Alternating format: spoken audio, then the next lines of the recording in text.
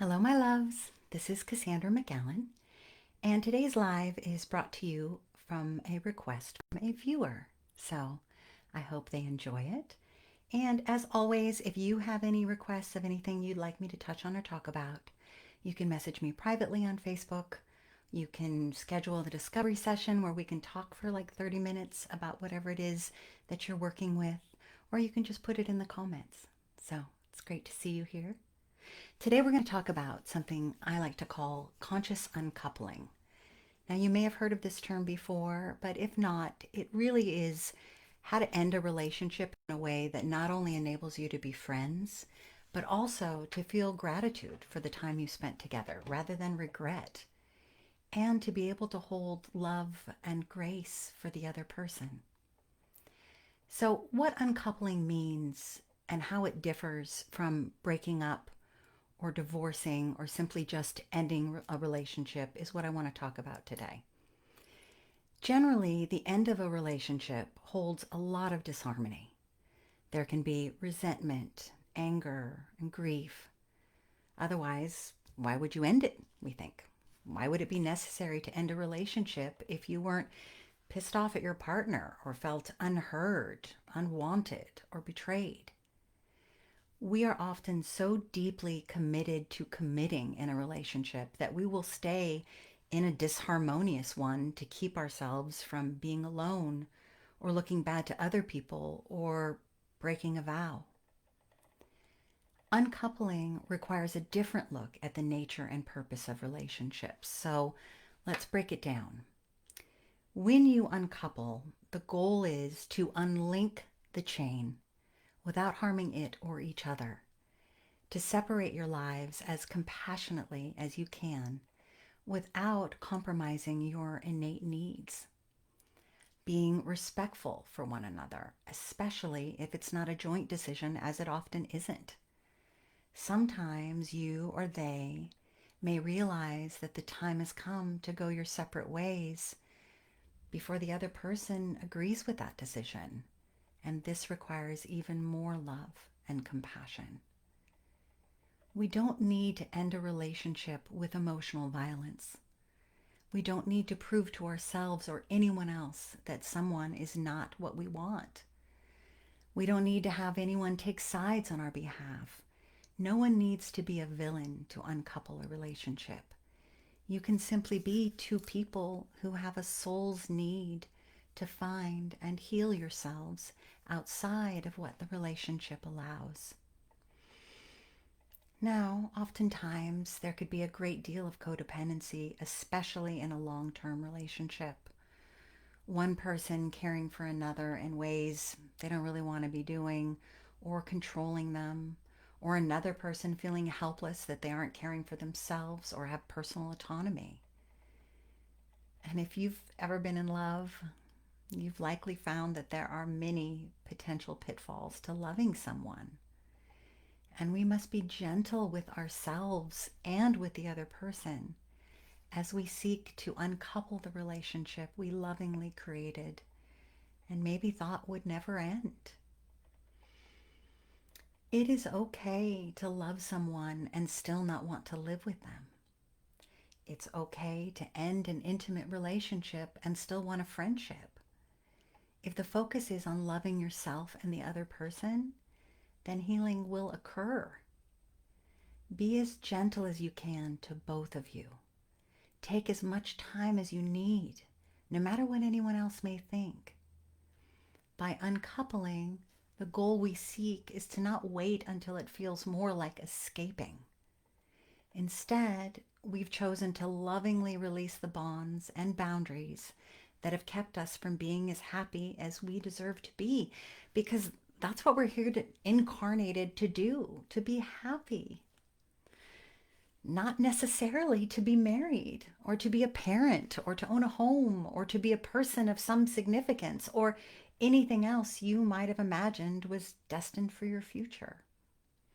You are here to discover yourself, to learn, to love, and to be happy. And that must always take precedence over any rule or right of societal laws or expectations. Now, of course, it is helpful to have started with a healthy relationship with another person.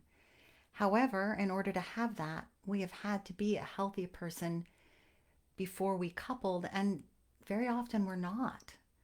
Sometimes, maybe even unconsciously, we're looking for our other half, a person to complete us. And that's a lot of pressure on another human being to start a relationship with.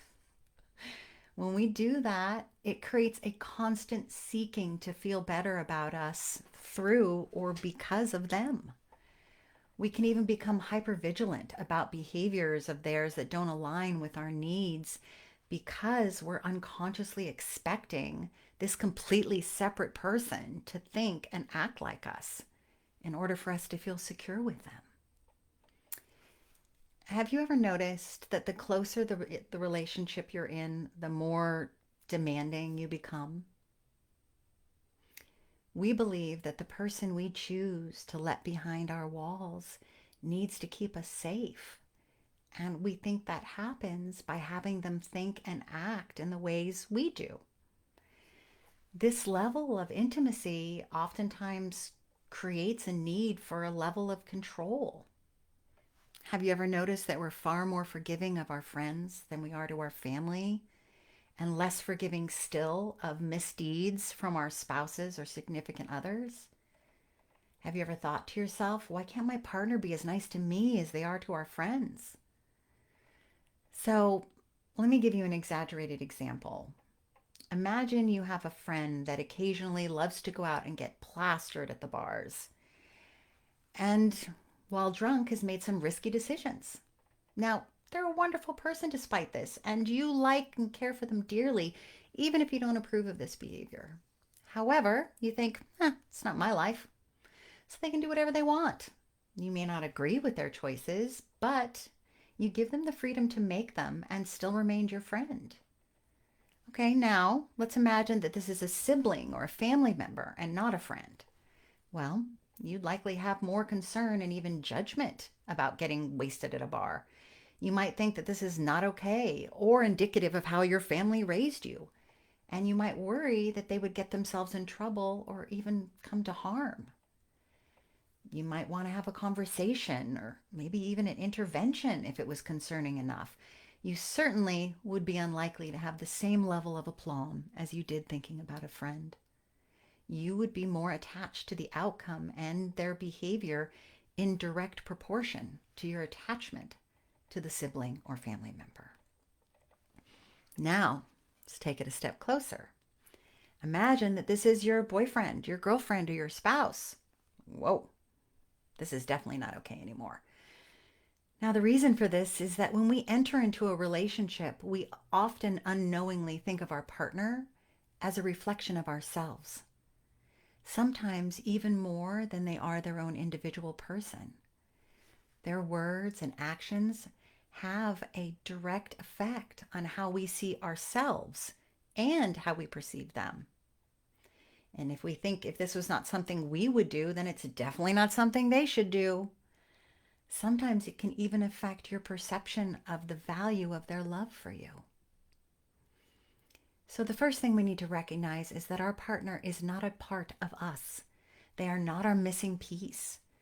We need to be whole and complete, or we will continually attach ourselves to someone who isn't and suffer because now we feel we have to control this person in order to feel safe and happy.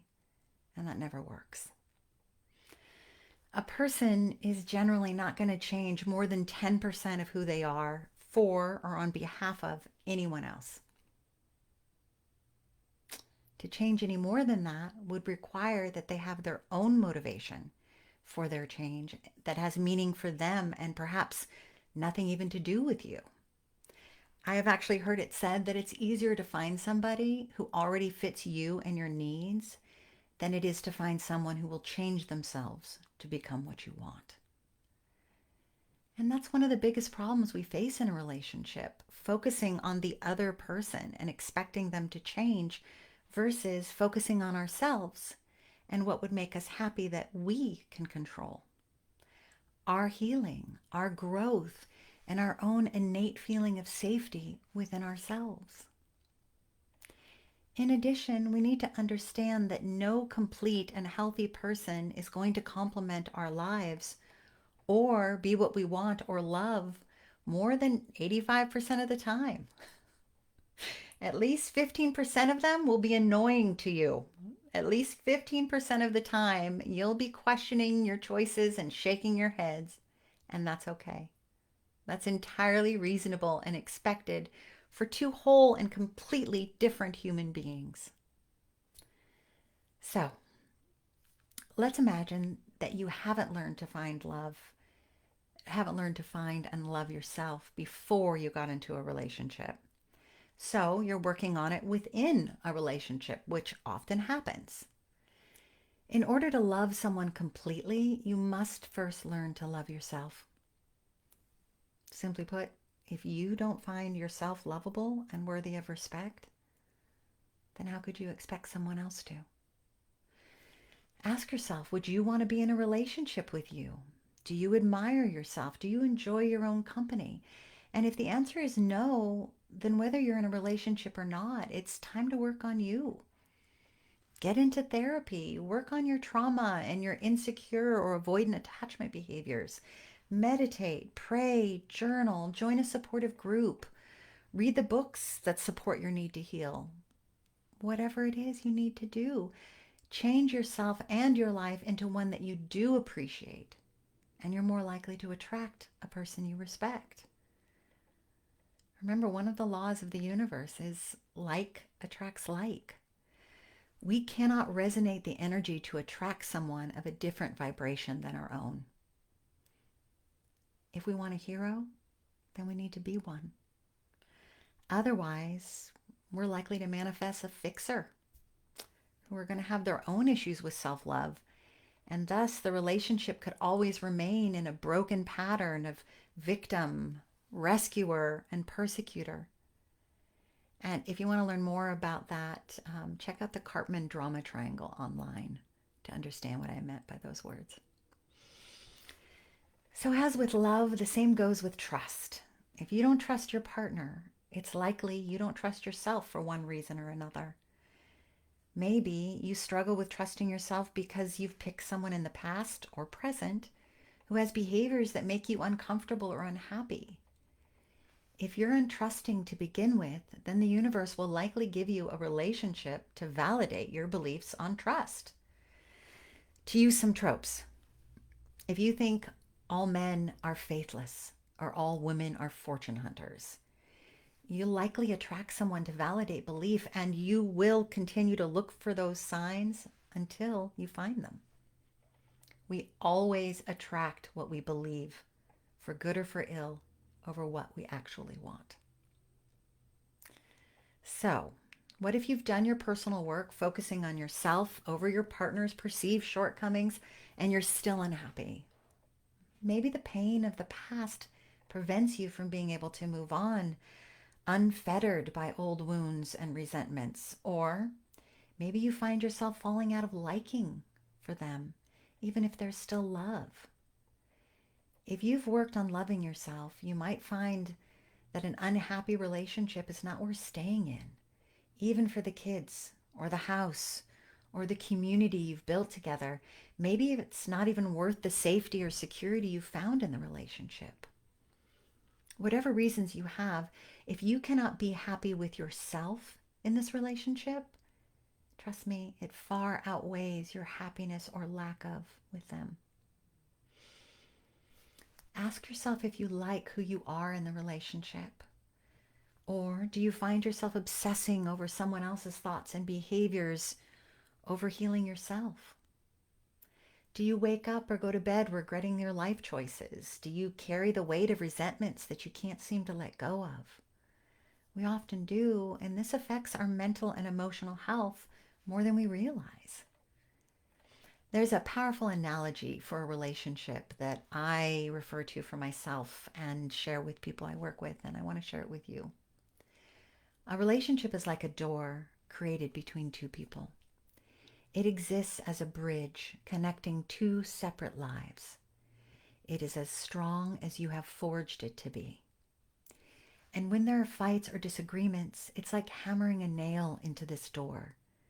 Each fight, each refusal to give in, to trust each other, or to be open and honest hurts the connection. And each bit of harm is a piercing of that door of love. Now, when there's an apology or forgiveness, it's like pulling the nail out. But we often fail to realize is that the hole sometimes remains. And with this awareness and intent, you can do work to patch these holes and create dynamics to prevent others. You can even create a door of patchwork over the years, making it even stronger in some places. But sometimes there are simply too many holes in the door.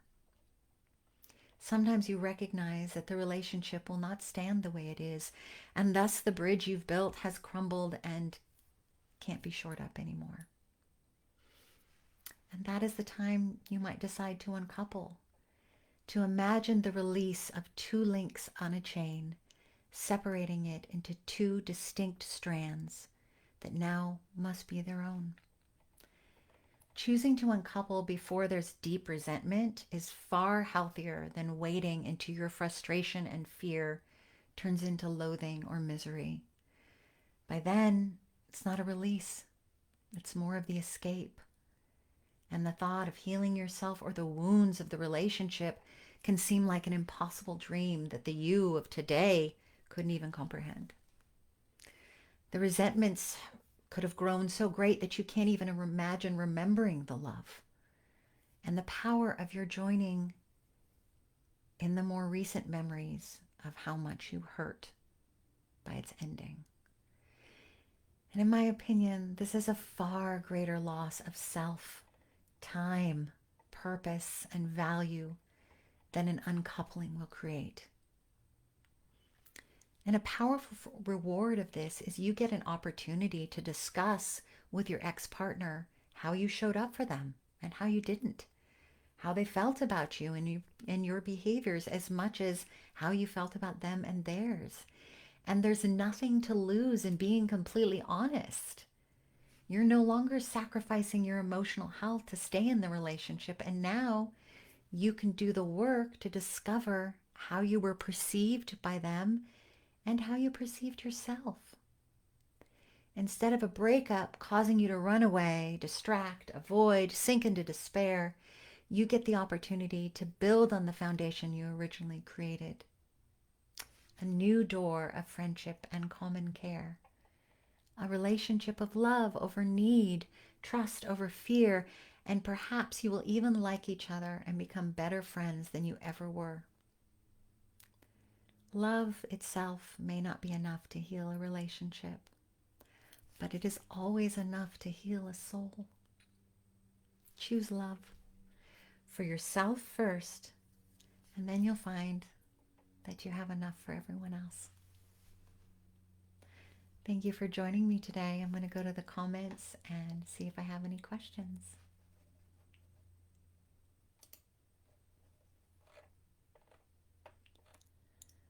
Oh, I'm so glad you made it too, Maggie. Hi, Emily. Randall, thank you. Karma said so true. What can I do? What can I do? Be conscious about uncoupling if my ex-partner is not really up for doing it that way. Can I do the work that needs to be done to end the relationship by myself? Asking for a friend. Yes, of course you can. However, this is the work you'd be doing regardless of how the relationship ended, right? If you can end the relationship before you emotionally are feeling broken by it, then of course you're going to have a lot more energy to work on how you got to the place you got to. But kind of one of the powers of uncoupling is by doing it in such a kind and loving way, by pointing no fingers, by casting no blame, by trying to just be as generous with yourself, your heart, and the person that you love, you can hopefully maintain a relationship of some degree with that person. And if you bring yourself to them and say, hey, I want to know how I got here. I want to know how we got here. You know, we stuck around with each other for a long time over a lot of pain. And it's worth discovering how that happened. Because let's be honest, no one goes into a relationship thinking to themselves, well, this is probably going to end soon. Nobody takes vows of marriage where they don't say till death do us part generally, right? That's our hopes. But yet we get so stuck in trying to hold on to something, even if it's damaged, that we don't separate in time to save some of the beauty that we had in it. And instead we wait until we hate them, or we don't trust them, or they feel that way about us. And so, of course, you can and should do the work after the ending of any relationship to heal yourself, whatever wounds were caused in the agreement that you had in that relational agreement. But if you can choose to let go before something is ripped from you, you may find that you have a lot more energy to repair it.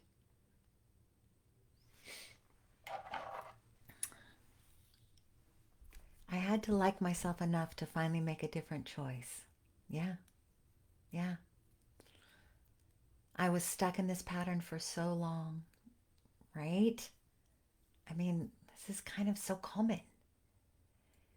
It took a lot of frogs before deserving a prince, but it was that change in me that made it. Yeah, your belief that you're worth everything, and most especially your happiness.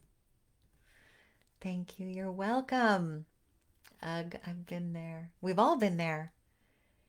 And let me tell you, it's so much easier, honestly, to work on it when you haven't had the span of time to resent it.